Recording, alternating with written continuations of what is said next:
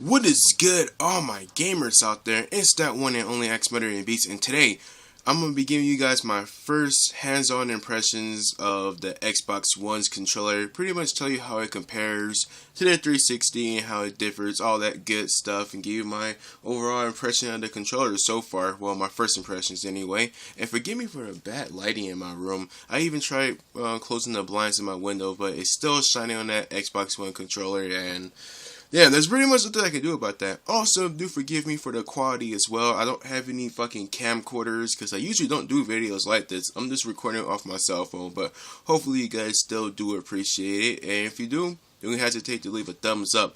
Now, one of the biggest differences you may notice right off the back is instead of the Xbox button being at the middle, it's at the top. And that freaking light's making my hand look whiter than usual. But you know what?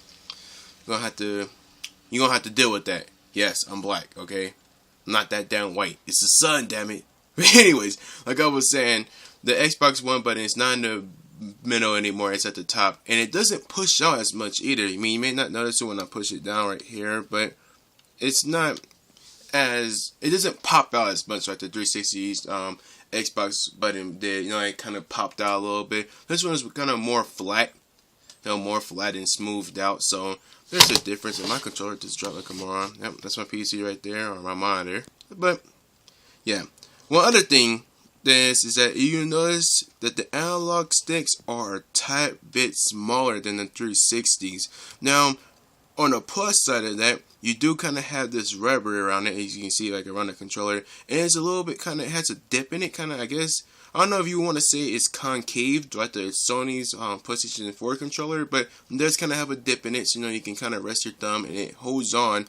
But it's a tad bit smaller, so I don't know why they made the analog stick smaller, but it's not bad because you have that rubber around it, that kind of grip, and it just weirds me out a little bit that it's smaller. But you can still have full control with the analog sticks. I didn't have too much of a problem. Just takes some adjusting. Now, one thing that's a big improvement over the 360 controller is, well, the D-pad. You can hear it. It clicks when you like go down, up, or try to do like fighting moves and stuff like that. You know, back circle or something like that. You can it actually clicks this time. The problem with the 360's D-pad is just, well, it sucked. You know, it was really small, and even 360 fans will agree that the very first controller's D-pad sucked. It wasn't until they started making the later controllers that it was actually a whole lot better.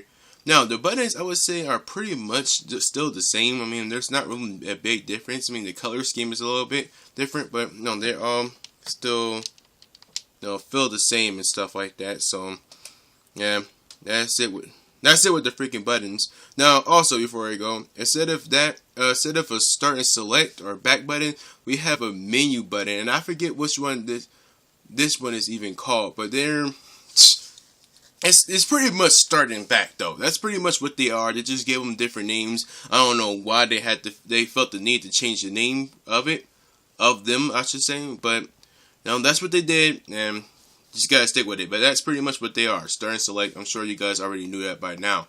Now, top right here, that's where you can stick your micro USB at. And I'm sure you guys already knew that. But before I start talking about the triggers and the bumpers, one of the biggest differences that this controller has over the 360 is the back right here. Let's put that right there for a second. And it just dropped on me. I'm going to do that. See, now the battery pack used to pop out on the 360 controller. So you used to have your thumbs in this awkward place where you used to just be right here. You have to kind of hold them a little bit. I say that it makes your fingers a little bit stiff. I mean, that's just my opinion anyway. But it just felt weird, the 360 battery pack popped out, but on this controller it just it's flat.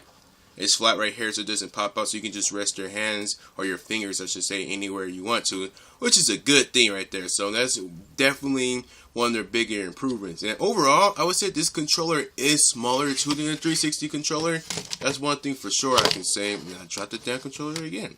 But yeah, this controller is a little bit smaller. I said the 360 controller definitely had some more beef around it. You know, it was a little bit more of of a big kid like myself, but you know, it was a little bit more bigger one. This one feels a tad bit smaller, especially here, right here where you grab these little these sticks, your grips, whatever you want to call them.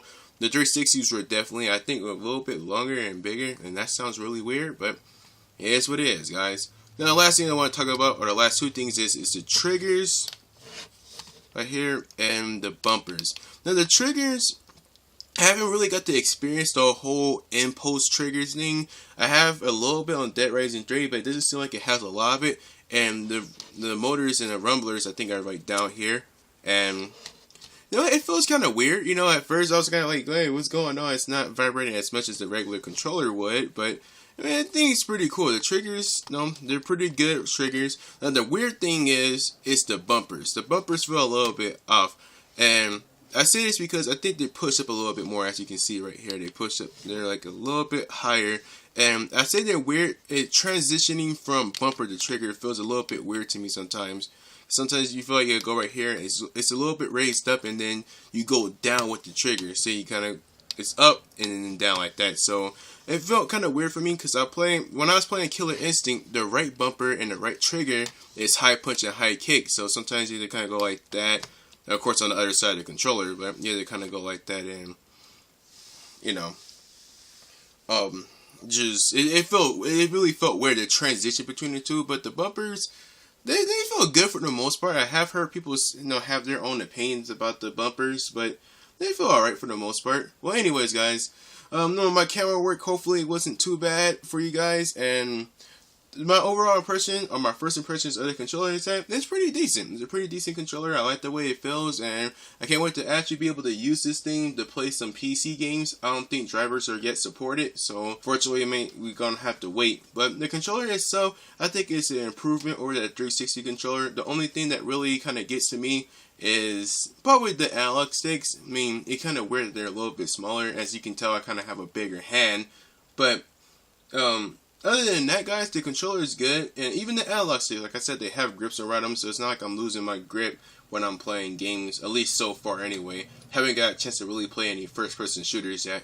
But yeah, my first impressions, pretty solid controller, guys, pretty solid controller. But anyways, hopefully you guys did enjoy the video. This is one of my first times actually just recording like this, so hopefully you did enjoy it. And if you did, leave a thumbs up. I'll be talking to you guys later. Have a good one.